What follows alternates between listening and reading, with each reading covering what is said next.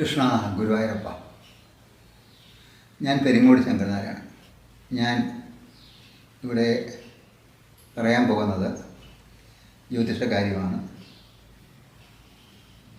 വ്യാഴത്തിൻ്റെ മാറ്റം 2024 മെയ് മാസം 1-ാം തീയതിക്ക് വ്യാഴം ഇടവത്തിലേക്ക് പ്രവേശിക്കുന്നു.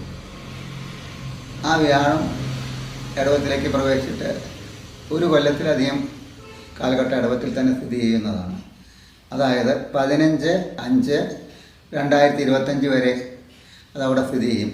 അതായത് ഈ 15 മെയ് മാസം 2025 വരെ ഇടവത്തിൽ ഈ വ്യാഴം സ്ഥിതി ചെയ്യുന്നതാണ്. അതിനുശേഷം അത് മിഥുനത്തിലേക്ക് കടക്കും. ഇവിടെ ഈ ഇടവത്തിൽ വ്യാഴം സ്ഥിതി ചെയ്യുന്നതിനെ അനുസരിച്ച് എന്തൊക്കെ ഫലങ്ങളാണ് ഉള്ളതെന്നാണ് പറയാൻ പോകുന്നത്. രേവതി നക്ഷത്രം. ഒന്നിലും വ്യക്തമായ തീരുമാനമെടുക്കാൻ കഴിയാത്ത അവസ്ഥ സംജാതമാകൽ, എന്നാൽ പ്രതിസന്ധികളെ അതിൽ കുടുങ്ങാത്തവനായിട്ടിരിക്കുക, ശ്വാസകോശ രോഗങ്ങൾ പിടിപെടൽ, ബന്ധുക്കളുമായി കലഹിക്കാൻ ഇടവരൽ, നിദ്രാഭംഗം, അശ്രദ്ധ മൂലം യാത്രാവേളകളിൽ വിലപ്പെട്ട സ്വർണ്ണാഭരണങ്ങളും മറ്റും കൈമോശം സംഭവിക്കൽ, ബന്ധുക്കളുമായിട്ട് കലഹിക്കൽ, അന്യദേശക്കാരുമായിട്ട് ബന്ധപ്പെടുകയും വിദേശ വാസത്തിന് യോഗമുണ്ടാവുകയും ചെയ്യൽ, അഹങ്കാരത്തോടെ സംസാരിക്കുകയും അന്യരുടെ വെറുപ്പ് സമ്പാദിക്കാൻ ഇടയാക്കും, തൊഴിൽ ലബ്ധി, സ്ഥാനമാനാദി ലാഭം, പൊതുരംഗത്ത് ഉജ്ജ്വലമായ തിരിച്ചുവരവ്, സർക്കാരിൽ നിന്ന് ആനുകൂല്യം ലഭിക്കൽ, മാനസികമായ സമ്മർദ്ദങ്ങൾക്ക് ഏർപ്പെടേണ്ടി വരൽ, പുതിയ വാഹനം വാങ്ങിക്കൽ, കലാരംഗത്തും ആധ്യാത്മിക രംഗത്തും തിരക്ക് വർദ്ധിക്കൽ, അടിയന്തര കാര്യങ്ങൾക്ക് ബന്ധുജന സഹായങ്ങളും അയൽക്കാരിൽ നിന്ന് സഹായങ്ങളും വേണ്ടിവരൽ, ദൃശ്യമാധ്യമ രംഗത്ത് അംഗീകാരം ലഭിക്കൽ, വസ്തുതർക്കം രമ്യമായി പരിഹരിക്കപ്പെടൽ,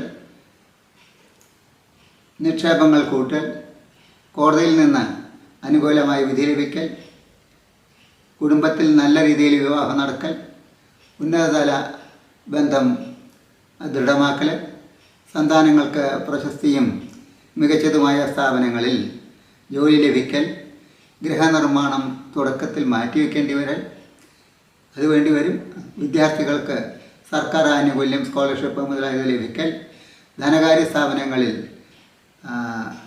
ബാധ്യത തീർക്കൽ, ഇഷ്ടജനങ്ങളുടെ അപ്രീതിയും അസംതൃപ്തിയും മാറ്റിയെടുക്കാൻ പരമാവധി ശ്രമിക്കൽ, അധ്യാകാംക്ഷികളുടെ മഹത്തായ ശ്രമം കൊണ്ട് കാര്യം നടന്നു കിട്ടൽ, ഉദ്യോഗ കാര്യങ്ങളിൽ തെറ്റായ നയം ആവർത്തിക്കുന്നത് ശരിയല്ലെന്ന് കാണിച്ചിട്ട് കോടതിയിൽ വ്യവഹാരം കൊടുത്ത് സ്റ്റേ വാങ്ങിക്കൽ, ദേഹത്തിന് ശക്തി ലഭിക്കാൻ വേണ്ടി ആയുർവേദത്തിലെ പ്രത്യേക മരുന്നുകൾ പ്രഗത്ഭ ഡോക്ടർമാരുടെ നേതൃത്വത്തിൽ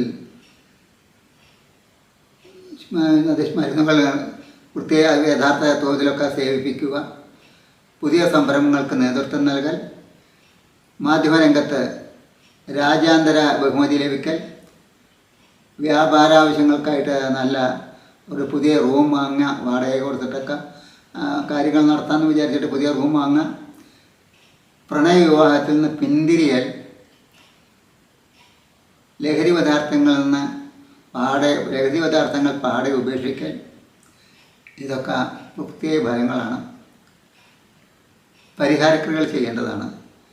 ശാസ്താവിന് നെയ്ത്തേങ്ങ സമർപ്പിക്കൽ, ഗണപതിക്ക് ഹോമം നടത്തൽ, സുബ്രഹ്മണ്യസ്വാമിക്ക് പാലാഭിഷേകം, പനീരാഭിഷേകം, ഭസ്മാഭിഷേകം, പഞ്ചാമൃതാഭിഷേകം നടത്തൽ, വെള്ളിവേൽ സമർപ്പിക്കൽ, കാവടി സമർപ്പിക്കൽ, ശ്രീരാമന് പാൽപ്പായസ നിവേദ്യം, ഭദ്രകാളി ക്ഷേത്രത്തിൽ ചുവന്ന പട്ട് സമർപ്പണം, കുരുമുളക് മഞ്ഞൾ എന്നിവ സമർപ്പണം, കഥനവടി വഴിപാട്, അപ്പം നിവേദ്യം,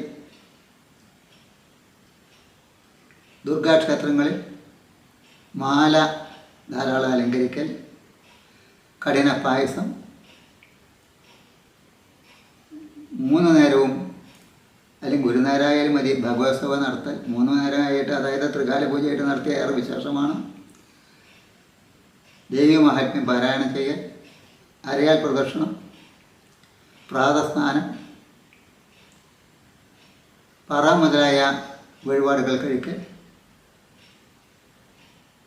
ചെമ്പട്ട്, ചുവന്ന പട്ട് പട്ട് സമർപ്പിക്കൽ,